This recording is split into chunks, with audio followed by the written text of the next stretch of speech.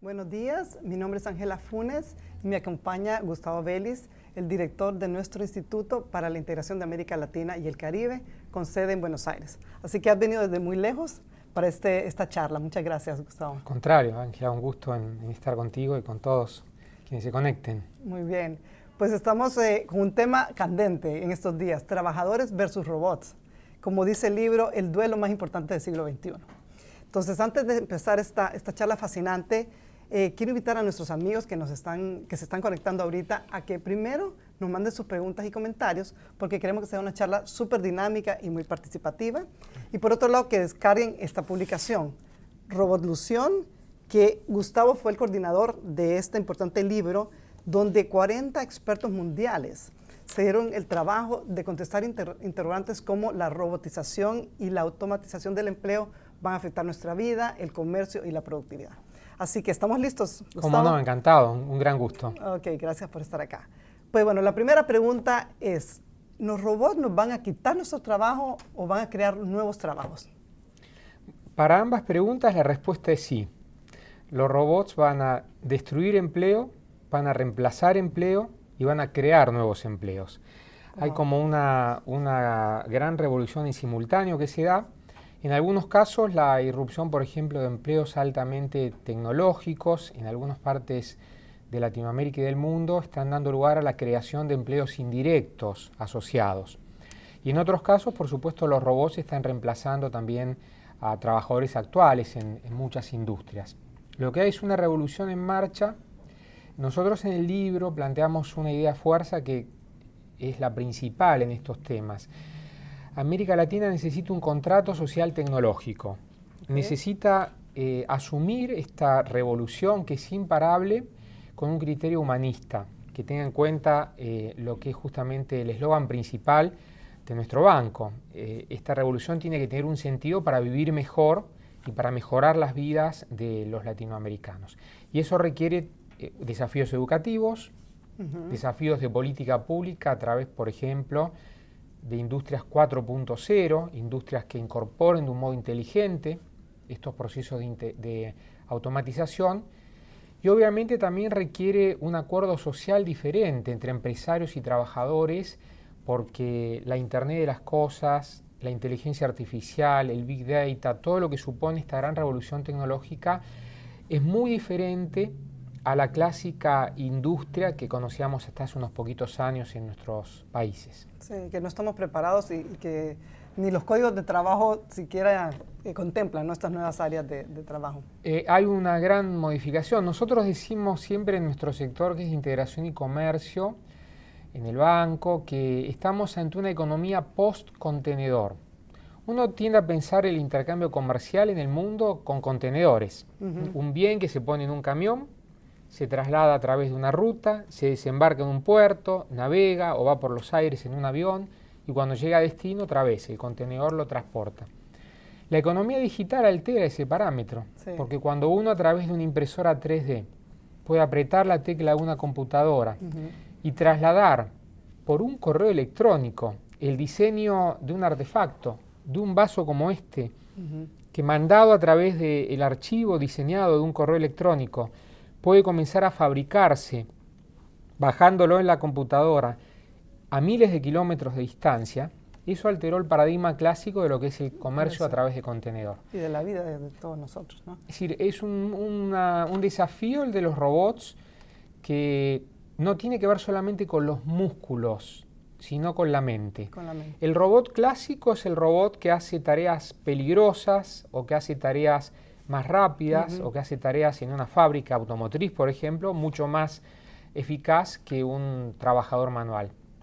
Lo que empieza a crecer en esta revolución es el robot que también desarrolla tareas mentales con la inteligencia artificial, capaz de aprender de sus propios errores. Y esto es una revolución que no hemos conocido hasta el momento. O sea, que hace algunos años hablar de robots y el duelo con los trabajadores era ciencia ficción y ahora es una realidad. ¿Cuántos robots hay ahorita más o menos en fábricas del mundo?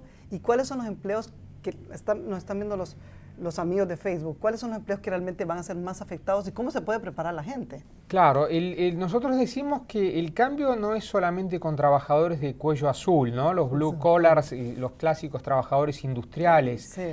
El tema de la robotización está comenzando a afectar los servicios, los trabajadores de cuello blanco, los trabajadores que hacen tareas creativas. A nivel mundial la densidad de robots es muy diferente en los países desarrollados y en los países de América Latina. En América Latina los países que tienen más densidad de robots son México y Brasil. Y a nivel mundial hay 5 países que concentran la población de robots con un crecimiento muy importante de China. Y este es un elemento muy importante a considerar porque China acaba incluso de publicar un documento oficial que apunta a posicionarse como la potencia mundial en materia de inteligencia artificial. Y esto va a tener un impacto gigantesco también no solo en las industrias clásicas, sino también en los servicios, ¿no? Y supone también un cambio educativo muy importante. Las habilidades duras, matemática, ciencia, tecnología, ingeniería, van a ser muy importantes, las ciencias duras, pero también van a ser importantes las ciencias blandas, la economía del comportamiento, la inteligencia emocional, aquellos elementos que un robot obviamente no puede desarrollar y que son características indispensables del ser humano. Por eso va a crecer mucho la economía del cuidado. La economía del cuidado, la atención en ámbitos de salud a las personas mayores, la atención en la primera infancia, obviamente las tareas educativas, asociadas a cuestiones de criptoseguridad o de ciberseguridad, que van a generar una cantera inagotable de fuentes de trabajo porque todos estos fenómenos requieren una gran seguridad a nivel cibernético, informático, de lo contrario colapsan rápidamente. Definitivamente. Nos están viendo muchos amigos, les recuerdo que es muy importante que nos envíen sus preguntas o comentarios porque este tema tiene muchas aristas, muchos ángulos y podemos ir por muchos caminos. Sí. En el libro se hablaba de que hay 1.300.000 robots en fábricas en todo el mundo. Y México y Brasil liderando esto. ¿Qué le espera, por ejemplo, a los empleados o las personas que están trabajando en América Latina en temas, por ejemplo, contables o legales? ¿Cuáles van a ser esos empleos que realmente, y qué pueden hacer para adelantarse a esta ola o a esta revolución? Correcto. Por eso hablamos de la importancia de un contrato social tecnológico. Sí. Esto no se puede dejar librado solamente a fuerzas absolutamente mercantilistas, tienen que tener un marco de trabajo y tienen una gran oportunidad para crecer en la productividad. Hay un elemento que me parece es muy distintivo de este fenómeno que estamos viviendo con respecto a otros aspectos de la automatización. Antes, los robots tendían a ayudar al trabajador. Ahora, los trabajadores tienden a ayudar a los robots. Es decir, los trabajadores tienen que fortalecerse en aquellas habilidades que los robots no pueden desarrollar.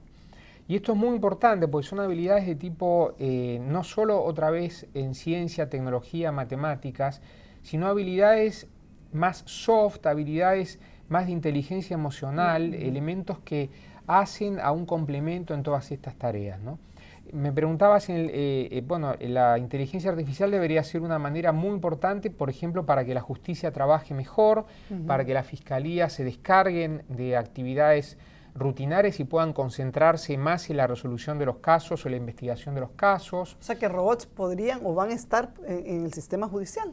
Por ejemplo, hay incluso iniciativas muy interesantes en Argentina que plantean ya el trabajo de algunas experiencias de inteligencia artificial para mejor analizar, imagínate, la pila de jurisprudencia o de casos que algunas veces son antecedentes para la resolución mejor de situaciones que se presentan en la actualidad.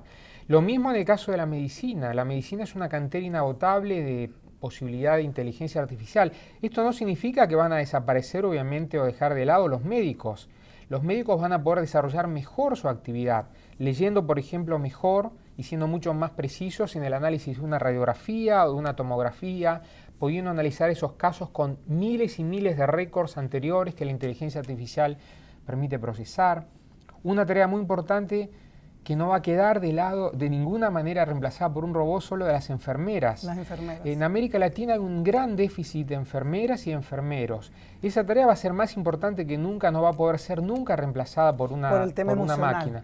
Por el tema emocional y el contacto personal que supone.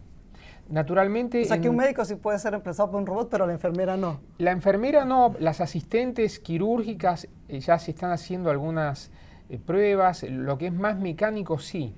Pero hay un elemento donde el ser humano es insustituible, único y irrepetible, que es en el contacto personal y emocional y emotivo con la otra persona. Y esas son las habilidades que también el sistema educativo tiene que fomentar. Perfecto. Pues ya nos está llegando una pregunta desde Chile. Andrea Donoso pregunta, ¿la robotización nos permitirá y obligará a dedicarnos a las cosas más creativas? Qué buena pregunta, porque es muy buena la pregunta, Andrea, porque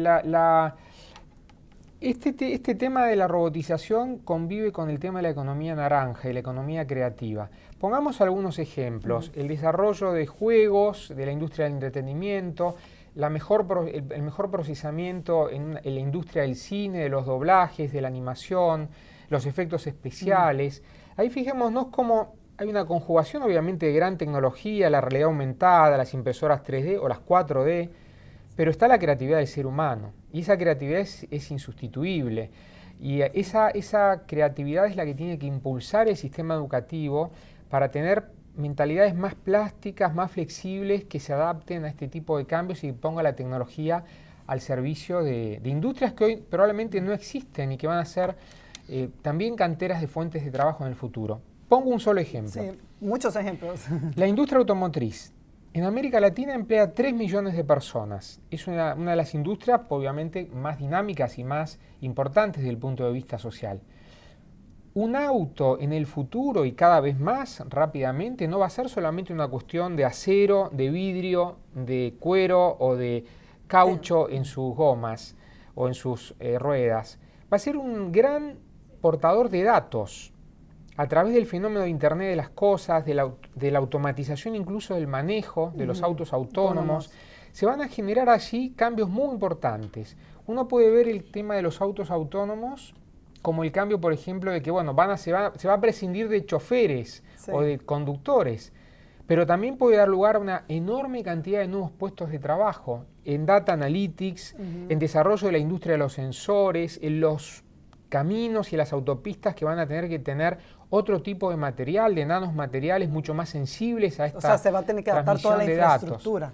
Se va a tener que adaptar toda la infraestructura, por eso América Latina, cuando la pensamos de nuestro sector de integración y comercio, desde el punto de vista de su integración física, hay que repensarla también desde el punto de vista de la integración en estos impactos digitales, que van a cambiar muchísimo las demandas, incluso la infraestructura física, que va a tener una parte, por supuesto, material, tangible, tocable, pero va a tener una parte inmaterial, por eso es un blend entre lo analógico y lo digital. Y ese es el gran desafío que viene en América Latina también, ¿no? Sí, perfecto. Nos siguen llegando las preguntas a esta charla tan fascinante. Gustavo, tenemos a Luis desde Ecuador que preguntan, ¿cuáles serían las carreras del futuro? ¿Qué especializaciones serán más demandadas? Ya tocaste algunos temas, pero ¿algunos otros ejemplos? Ejemplos. La tarea docente va a ser siempre irreemplazable. Hay una cantidad importante de algoritmos, de nuevos programas que permiten hacer un seguimiento muy personalizado. Se están haciendo experiencias interesantísimas en India, en Brasil, por cierto, acá también en los Estados Unidos, de programas y aplicaciones especiales que permiten seguir el proceso personalizado de aprendizaje del alumno. Pero esto no va a reemplazar a los docentes. El docente, con su empatía, con su conexión humana con quien está aprendiendo, va a tener un rol que cumplir. En todo caso, va a aliviar y a mejorar la tarea docente, que hoy es una tarea enormemente desgastante, que genera enfermedades profesionales muy importantes y que generan en los docentes, cualquier docente que nos está escuchando lo puede comprobar, más allá del amor por su profesión, genera un proceso de desgaste psicológico, físico, incluso vocal, muchas veces muy importante. Empleando bien la tecnología al servicio de la aventura educativa, se puede jerarquizar muchísimo la profesión docente y mejorar obviamente el proceso pedagógico de cara a los alumnos, a los estudiantes. Por eso hablamos de cobotización. Ese era el término que quería que... El concepto de cobotización es el ser humano ayudado por el robot para trabajar mejor.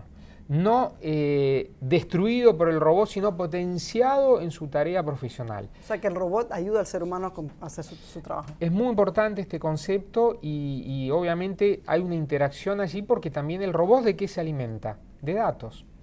De datos. El nuevo petróleo del mundo son los datos. El nuevo oro del mundo son los datos. Hay un aluvión de trillones de datos que están sin ser aprovechados adecuadamente en todo el mundo. Y ese fenómeno del Big Data tiene que ponerse al servicio de mejorar vidas en América Latina, en el sistema educativo, en el sistema de salud, en ahorros que se pueden generar, por ejemplo, en materia de consumo energético. Otra vez, la invitación a estos temas es no verlos simplemente desde la perspectiva del temor. Vienen los robots por nosotros y van a poner en crisis todos, que ese es un riesgo si no se es creativo. Y otra vez, si no se piensa un contrato social tecnológico en América Latina, pero si se piensa un contrato social tecnológico y se aplican estas nuevas tecnologías al servicio de mejorar vidas, las condiciones de progreso son muy importantes porque van a permitir resolver de una manera más práctica problemas que hasta ahora parecían irresolubles. Nos están llegando muchas preguntas similares a lo que estamos conversando en relación a las carreras del futuro y las habilidades. Sergio Márquez de Uruguay, por ejemplo, pregunta sobre la seguridad informática que tú habías mencionado. Una gran carrera del futuro. Una gran carrera del futuro. En Estados Unidos acaban de lanzar un plan de carreras del futuro y la prioridad, hay un proyecto muy importante de carreras en seguridad informática y nuestro continente necesitaría un plan similar. Necesitaría involucrar a todas las perspectivas, no solo de habilidades duras, matemáticas, sino de habilidades blandas para mejor entender el tema de la seguridad informática. ¿Por qué habilidades blandas? En el mundo hay 1 millón de trabajadores entrenando robots en este momento. 1 millón de trabajadores entrenando robots. ¿Y cómo los entrenan? Y se entrenan no solo en habilidades, no solo en proveer data dura, se entrenan en detectar, por ejemplo, a través de habilidades blandas o emocionales o empáticas, donde hay un mensaje racial, fascista, nazi o de odio múltiple en Internet. Y este argot que muchas veces se usa en la web, no es fácilmente detectable por un algoritmo, es detectable por un ser humano que con una, como decimos en Argentina, con la calle, con la experiencia, con esa situación irrepetible, puede mejor, entre comillas, entrenar una máquina para la detección de esos elementos y para que esos elementos sean rápidamente eliminados de la web. O los fenómenos de bullying a través de la Internet, al cual son tan muchas veces frágiles nuestros propios hijos o los jóvenes, ¿no? Por eso otra vez la cobotización, la interacción de esos dos fenómenos particulares. Esa es una palabra que queremos que todos nuestros amigos que nos están viendo lo conozcan y aprendan más, que se llama cobotización. Pasemos ahora al tema del comercio, porque es un tema muy importante y la matriz productiva, tú ya lo tocaste, con el tema de las impresoras 3D. ¿Cómo estos cambios tecnológicos van a impactar en el comercio y en la integración de nuestros países? Bueno, están impactando de una manera muy importante a través del comercio digital. Requiere ese comercio digital toda una serie de regulaciones y pueden permitir, por ejemplo, cuando hablamos de oportunidades, la mejor internacionalización de las pymes, de las pequeñas y medianas empresas. Pongámonos en el caso de un pequeño empresario que tiene la fabricación de artesanías o la fabricación de elementos gourmet o elementos muy importantes desde el punto de vista del consumo sofisticado. O un agricultor. Una cosa es que lo vea en el mercado limitado de su propia comunidad o su propio país y otra cosa es que a través del comercio electrónico, con una plataforma de e-commerce, pueda llegar a todo el mundo. Pueda llegar a una escala global con ese proceso de internacionalización. Eso requiere una mirada diferente, por ejemplo, sobre las oportunidades sociales que ofrece el comercio electrónico. Nuestro banco y nuestro sector impulsa la plataforma Conecta Américas. Habrán hablado varias veces aquí desde este espacio de esa plataforma, pero justamente lo que busca esa plataforma es que una pequeña y mediana empresa pueda exportar mejor y pueda escalar el ámbito de su producción a todo el mundo. Es apasionante el tema del comercio electrónico y yo creo que es una de las grandes oportunidades para, digamos, potenciar con un sentido social este cambio tecnológico. Ok, tenemos una pregunta desde España, nos están viendo en España, así que muchas gracias a todos los amigos. Felipe Álvarez nos pregunta, blockchain propone eliminar la intermediación. ¿Podemos imaginar estados sin gobierno? ¿La renta básica universal en América Latina es una alternativa? Qué buena pregunta. En el libro, Felipe, ¿verdad? Felipe. Si te interesa el tema, Felipe, en el libro hay un último capítulo que habla de la renta básica universal, de los diferentes debates que se dan en esa materia. Se está planteando, hasta el propio Bill Gates plantea un impuesto a los robots. La renta básica universal se plantea en muchísimas partes del mundo, se están haciendo experiencias, incluso se ha convocado a referéndums a nivel local o estadual para implantarlo o no. ¿En qué consiste, para los que no saben lo que es la renta básica universal, brevemente en qué consiste? Que todo ciudadano, por el hecho de ser tal, tenga desde que nace un salario fijo. Más allá de que trabaje o que no trabaje, un salario que haga su propia condición de ciudadano.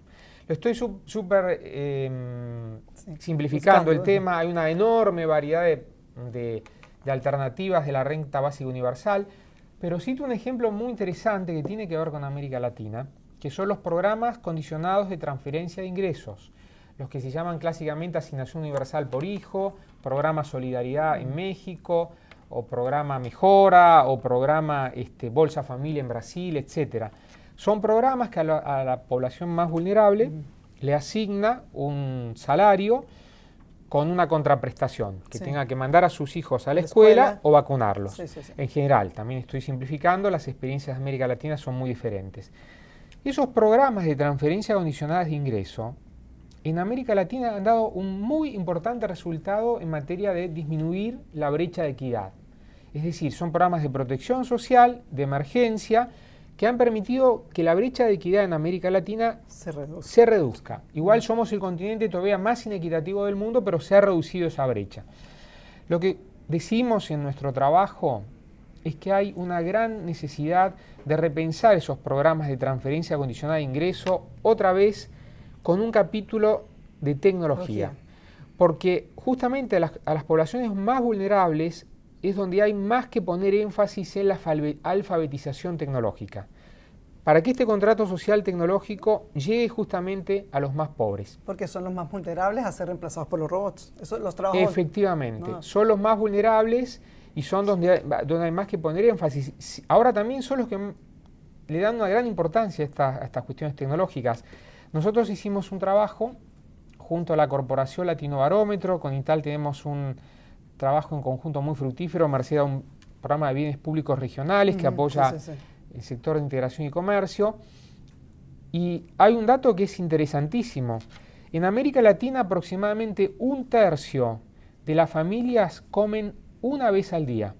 Repito esta frase que es dramática, este hecho es dramático. 1/3 de los habitantes de América Latina comen una vez al día. De ese universo muy deprivado de necesidades básicas, 1/4 de esas personas tienen un teléfono celular inteligente. 1/4 de esas personas tienen un teléfono celular inteligente y están conectados a este proceso de la economía digital. ¿Qué nos está diciendo esto? Esto nos está indicando la necesidad de que ese tipo de población vulnerable que hoy está viendo la conexión a Internet y el teléfono inteligente como un modo de salir de la pobreza, requiere una atención especial del Estado, un apoyo particular, público-privado, para que esa gran oportunidad de conectividad se convierta en empleos sustentables, en mayor creatividad y en una fuente de progreso. Porque ahí, a pesar de la deprivación, también hay una señal. Son los más humildes de América Latina los que más están viendo este tema como una prioridad. Perfecto. Nos está quedando un poco de tiempo, pero tenemos una pregunta muy importante desde Guatemala. Eduardo dice, hay voces que están en contra del desarrollo de la inteligencia artificial y advierten sus peligros. ¿Cómo vemos el tema? Es una pregunta muy importante, hay que escuchar esas voces. En América Latina hicimos otro trabajo muy interesante sobre los millennials, está disponible también en la web del banco. Y hay también efectivamente lo que dice Eduardo, hay un gran temor de parte de la población y también joven. Por ejemplo, preguntamos cuántos estarían dispuestos a tripular un auto sin conductor. Solamente un cuarto de los jóvenes de América Latina se sentirían seguros tripulando un auto que tenga un conductor como un robot o un conductor autónomo. Hay un bajo nivel de uso, por ejemplo, las herramientas del comercio electrónico. Solamente un tercio de los latinoamericanos usan herramientas de comercio electrónico.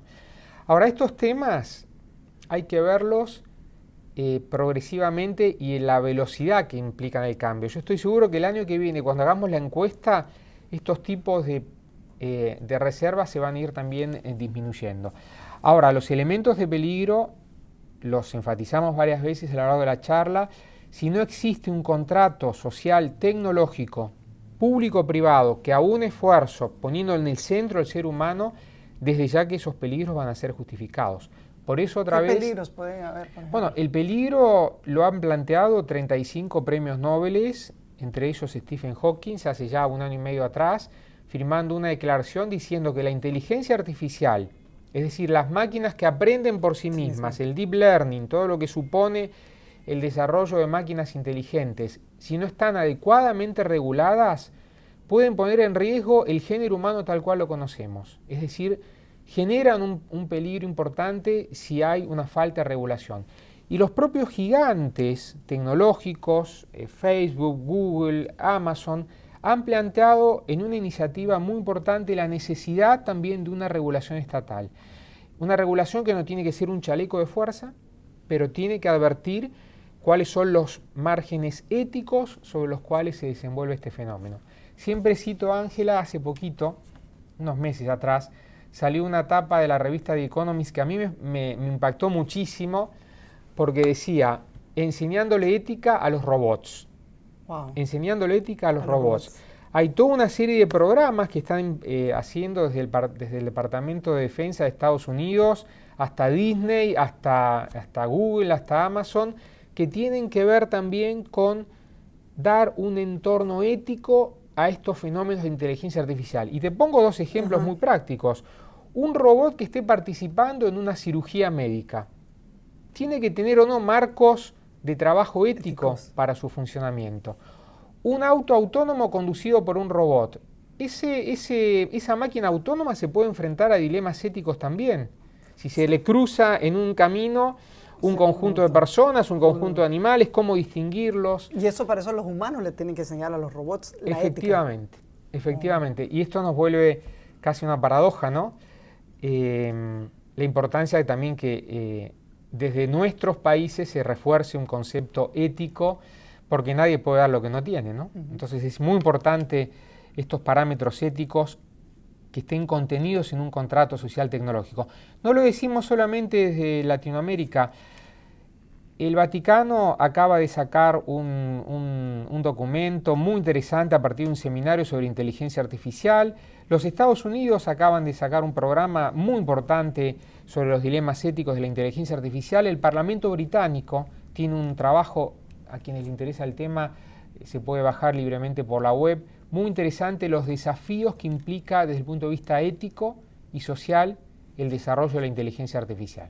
Yéndonos al otro extremo y a manera de anécdota, porque ya vamos a empezar a cerrar. Tú me comentabas recientemente que Arabia Saudita había dado el primer... Cuéntale a nuestra audiencia. Bueno, no, claro, ahí hay todo un desafío interesantísimo en cuanto...